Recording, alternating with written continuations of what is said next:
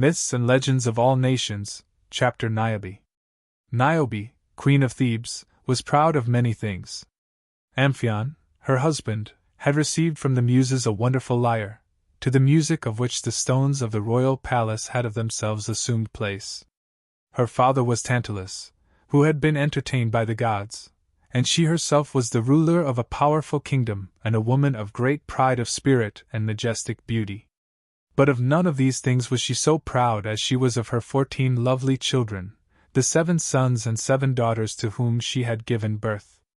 Indeed, Niobe was the happiest of all mothers, and so would she have remained if she had not believed herself so peculiarly blessed. Her very knowledge of her good fortune was her undoing. One day the prophetess Manto, daughter of the soothsayer Tiresias, being instructed of the gods, called together the women of Thebes to do honor to the goddess Latona and her 2 children, Apollo and Diana. "Put laurel wreaths upon your heads," were her commands, "and bring sacrifices with pious prayers."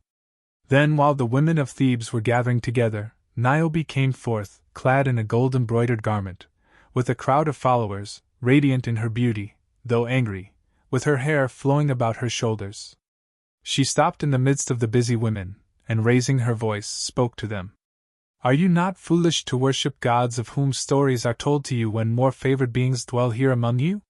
While you are making sacrifices on the altar of Latona, why does my divine name remain unknown? My father Tantalus is the only mortal who has ever sat at the table of the gods, and my mother Dione is the sister of the Pleiades, who as bright stars shine nightly in the heavens.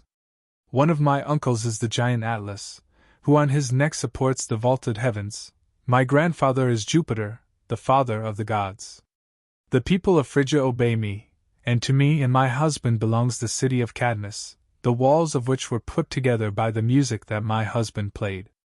Every corner of my palace is filled with priceless treasures, and there, too, are other treasures, children such as no other mother can show, 7 beautiful daughters, 7 sturdy sons, and just as many sons and daughters-in-law.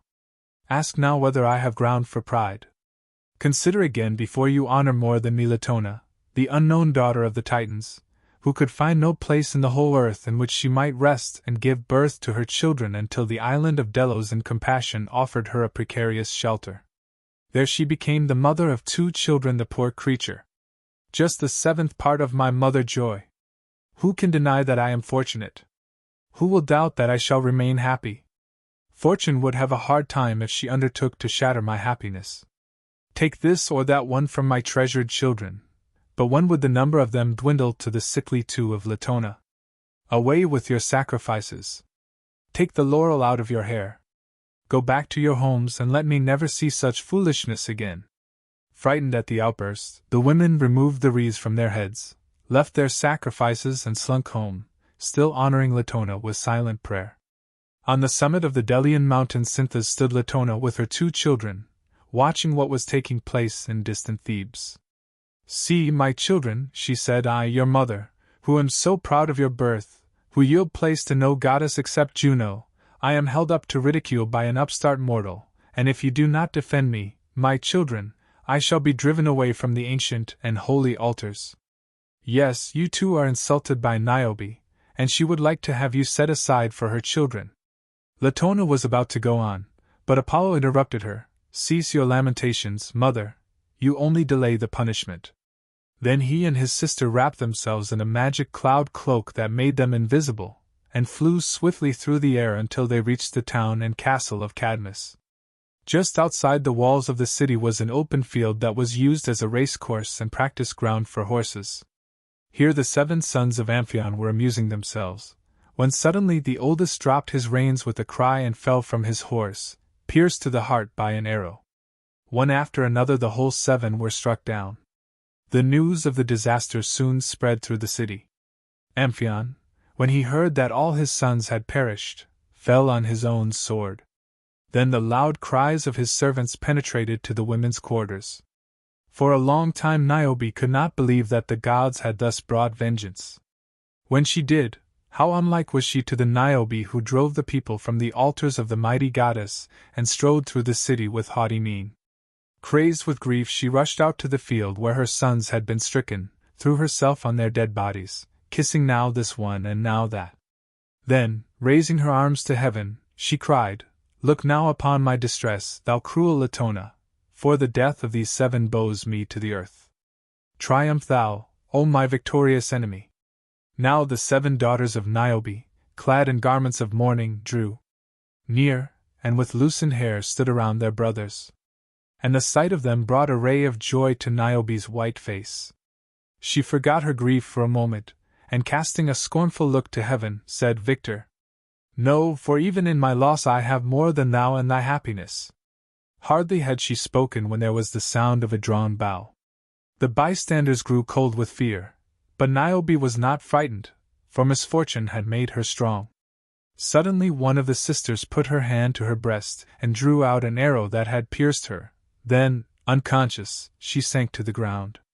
Another daughter hastened to her mother to comfort her, but before she could reach her she was laid low by a hidden wound. One after another the rest fell, until only the last was left. She had fled to Niobe's lap and childlike was hiding her face in her mother's garments. "Leave me only this one," cried Niobe, just the youngest of so many. But even while she prayed the child fell lifeless from her lap, and Niobe sat alone among the dead bodies of her husband, her sons and her daughters. She was speechless with grief. No breath of air stirred the hair on her head. The blood left her face. The eyes remained fixed on the grief-stricken countenance. In the whole body there was no longer any sign of life. The veins ceased to carry blood, the neck stiffened, arms and feet grew rigid, the whole body was transformed into cold and lifeless stone. Nothing living remained to her except her tears, which continued flowing from her stony eyes. Then a mighty wind lifted the image of stone, carried it over the sea and set it down in Lydia, the old home of Niobe, in the barren mountains under the stony cliffs of Sipylus. Here Niobe remained fixed as a marble statue on the summit of the mountain, and to this very day you can see the grief-stricken mother in tears.